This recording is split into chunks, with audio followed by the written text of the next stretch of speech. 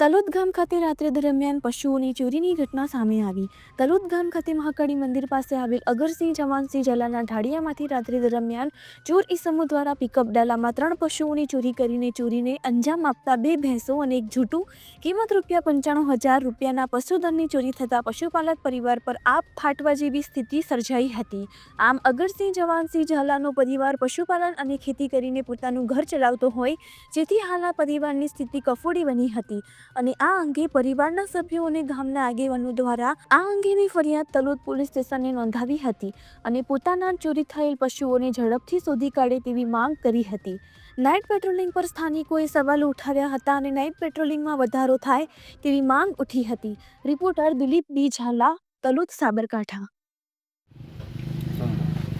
મારું કેવું એમ છે સાહેબ કે આ ગૃબાના મારા એક ગરીબ માણસ છે અને પશુપાલનનો ધંધો કરે છે અને રાત્રે આ જે ડફેર લોકો જે રાત્રે આવશે અને રાત્રે કેટલા વાગે લઈ ગયા તો અમને ખબર નહીં, પણ સવારે જે જાગ્યા ત્યારે જોયું તો શેર કાઢવાનો ટાઈમ થયો તો એક ભેંસ દૂધ આપતી હતી, એક ગાભણ હતી અને એક થાળી હતી।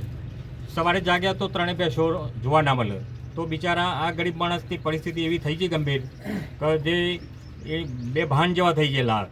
તો એમને આશ્વાસન આપવામાં આવ્યું કે ભાઈ આપણે પોલીસ સ્ટેશન ચાલો, તો પોલીસ સ્ટેશન જઈને ફરિયાદ સવારે આપવામાં આવી। તો સવારે ફરિયાદ આપી તો છતાં પોલીસ રાતના 9 વાગ્યા સુધી તો આની કોઈ તપાસ કરવામાં નહીં આવી। જો વહેલી તપાસ કરી હોત તો નાકાબંધીમાં કોઈ પણ કેમેરામાં પણ આવી જવું, તો આ ગરીબનો એક પશુ જે ગયો એનું પણ પેલે થઈ શકો સાહેબ। તો અમારી એક નમ્ર વિનંતી છે કે આવું વારંવાર બધું આ રોડ અને પછી એ રોડ ઉપર જ છે, તો આવું વારંવાર બધું હશે તો અમારી એક માગણી છે કે પોલીસને આ બાબતમાં માટે દરેક રીતે તકેદારી રાખી અને રાતના સમયે ગમે તે વખત પેલી કરવી જોઈએ પેટ્રોલિંગ, અને ગરીબ ખેડૂતોને ન્યાય મળવો જોઈએ।